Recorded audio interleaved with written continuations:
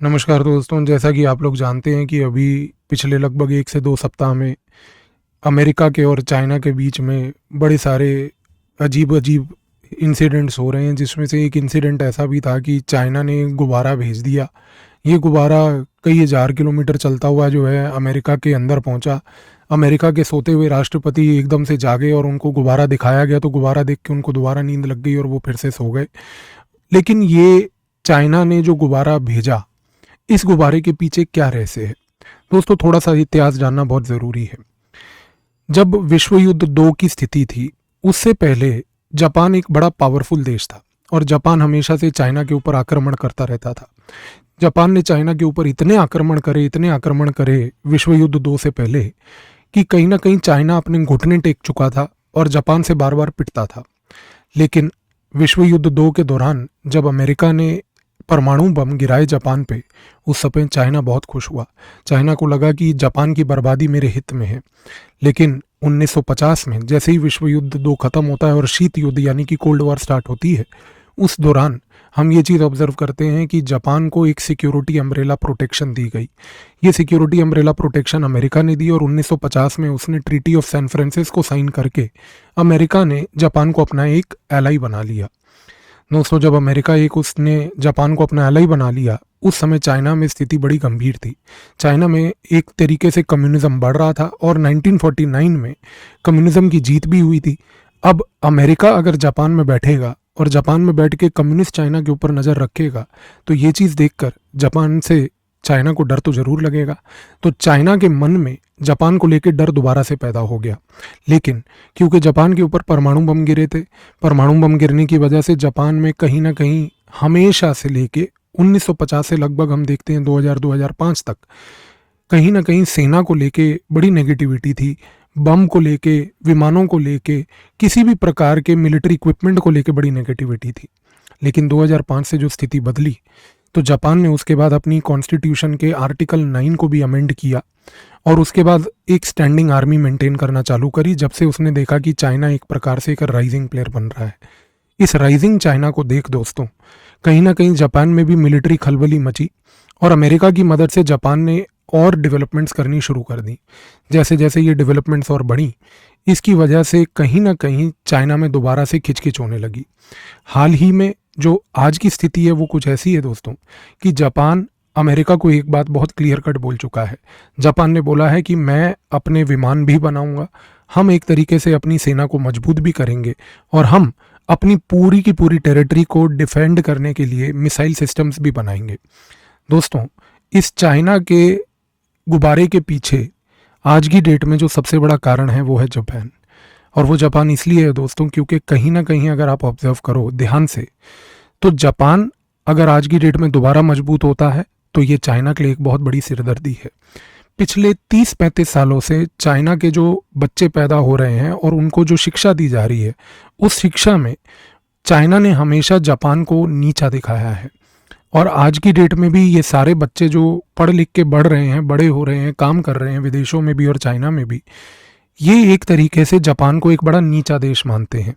और ये चाइना की तरफ से एक डेलिबरेटली क्रिएटेड मैन्युफैक्चर्ड नैरेटिव है। ये नैरेटिव इसलिए है दोस्तों क्योंकि चाइना कभी इस बात को एक्सेप्ट नहीं करेगा कि एक समय था, आज से 70 साल पहले, जब जापान जैसा छोटा सा देश चाइना को बहुत पकड़ के पीटता था। तो चाइना ने पूरा का पूरा खेल बदल दिया। उसने अपने लोगों के यहाँ पर इतिहास बदल के दूसरे तरीके से इतिहास पढ़ाना शुरू कर दिया। ये एक ऐसा इतिहास पढ़ाया जिसकी वजह से जापान को नीचा दिखाया जा रहा है। अब चाइना के अंदर खलबली ये मच रखी है कि अगर जापान दोबारा से मजबूत होता है और अमेरिका आज की डेट में इंडो पैसिफिक के इलाके में हम जानते हैं कि कहीं ना कहीं बहुत सारी गतिविधियां कर रहा है। इसके साथ साथ अगर हम हाल ही में हुए अमेरिका और फिलीपींस के बीच में डिफेंस डील, अमेरिका और वियतनाम के बीच में डिफेंस कोऑपरेशन और अमेरिका की नैन्सी पेलोसी का ताइवान में जाना, जिसको मैं एक सेपरेट वीडियो में एक्सप्लेन कर चुका हूँ, इन सारों को अगर हम कलेक्टिवली देखें और जापान की बढ़ती हुई मिलिट्री की ताकत को देखते हुए कहीं ना कहीं चाइना के मन में एक डर बैठ चुका है। डर ये है कि अगर जापान कहीं ना कहीं दोबारा से मजबूत हो जाता है तो जापान और अमेरिका का जो कंबाइंड कॉम्प्रिहेंसिव नेशनल पावर है वो चाइना से कई कई गुना आगे निकल जाएगा। और चाइना को ये बात पता है कि अगर जापान और यूएस का कंबाइंड कॉम्प्रिहेंसिव नेशनल पावर मुझसे आगे निकल गया तो कहीं ना कहीं मेरे लिए बहुत गहरी समस्या हो जाएगी, क्योंकि आज की डेट में जो चाइना ग्रे जोन एक्टिविटीज़ कर रहा है इस पूरे इलाके में, उसके ऊपर पाबंदी लग जाएगी। मैंने एक शब्द का प्रयोग किया, grey zone activity. Grey zone activities का मतलब होता है कि वो एक्टिविटीज़ जिसमें आप अपने दूसरे ओपोनेंट को तंग करें, लेकिन इतना भी तंग ना करें कि अगला जो है आपके ऊपर हथियार उठा बैठे और आपको पकड़ के मारना शुरू कर दे।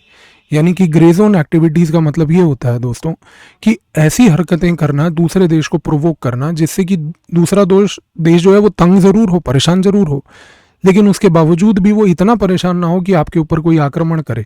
अब आपके मन में ये सवाल आया होगा कि कोई देश जो है वो ग्रे जोन एक्टिविटी करता क्यों है? क्योंकि ग्रे जोन एक्टिविटी करने से दूसरा देश एक मैसेज दे पाता है अपनी डोमेस्टिक जनता को कि देखो, मैंने उसको घुटने के बल गिरा दिया। चाइना पिछले कई सालों से ये ग्रे जोन एक्टिविटीज़ में मास्टर बनता जा रहा है दोस्तों। भारत के खिलाफ भी वो आज की डेट में बॉर्डर पे ये हरकतें करता है। जब वो बॉर्डर पे ये हरकतें करता है तो अपने डोमेस्टिक चाइना में अखबारों के तहत एक नैरेटिव फैलाता है कि देखो, भारत को मैंने घुटने टिका दिए। जापान के खिलाफ अगर आज की डेट में वो कोई वर्बल डायलॉग करता है और वो वर्बल डायलॉग अगर वर्बल डायरिया बन जाता है तो उसके बाद भी जापान को वो ऐसे ही दिखाता है अपने डोमेस्टिक पॉपुलेशन को। इस पूरी गेम को मद्देनज़र रखते हुए अगर हम ध्यान से ऑब्जर्व करें दोस्तों, तो ये जो गुब्बारा चाइना ने भेजा अभी, ये गुब्बारा भी एक ग्रे जोन एक्टिविटी है। आज की डेट में ये गुब्बारा भेज के जो अमेरिका के ऊपर इतने दिन उड़ता रहा और चाइना बोलता रहा कि ये तो वेदर प्रिडिक्शन के लिए गया था, जबकि ये वहाँ पर पूरी की पूरी मैपिंग करने, सर्वेलेंस करने गया था। ये एक सस्ता स्पाई गुब्बारा है। और ये करने के बाद अगर आज की डेट में मान लीजिए अमेरिका ने इसको फोड़ भी दिया, तो कहीं ना कहीं इस गुब्बारे के तहत जितना डेटा अमेरिका के ऊपर चाइना ने गैदर करना था वो डेटा उसने ले लिया। अमेरिका की फिर से हार हुई, अमेरिका को फिर चप्पल पड़े, हमेशा की तरह, जैसे कि उसको हर जगह से पड़ते हैं, और उसके बाद भी वो देश अभी तक सोता जा रहा है। लेकिन इस कॉन्टेक्स्ट में भूलिएगा मत दोस्तों कि चाइना आने वाले समय में, क्योंकि जो लड़ाई है वो टेक्निकल लड़ाई होने वाली है, एक टेक वॉर होने वाली है, इस प्रकार के ग्रे जोन एक्टिविटीज़ को वो और बढ़ोतरी देगा। ये गुब्बारा ग्रे जोन एक्टिविटी का एक मैनिफेस्टेशन है।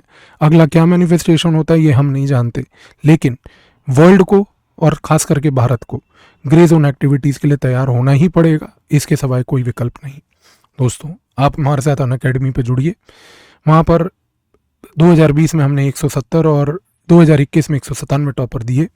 इसके साथ साथ दोस्तों, अभी अनअकैडमी के एक सब्सक्रिप्शन पे 30% का डिस्काउंट चल रहा है और साथ में 6 महीने की फ्री एक्सटेंशन है। ये केवल 15 फरवरी तक ऑफर है दोस्तों।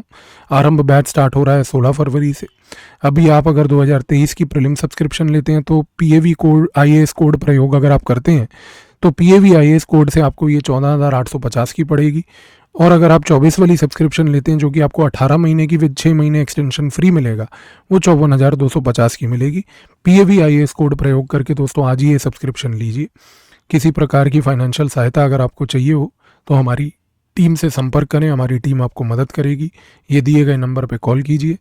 दोस्तों, कॉम्बैट टेस्ट 12 फरवरी को भी हुआ। 75% स्कॉलरशिप्स हम लोग देते हैं।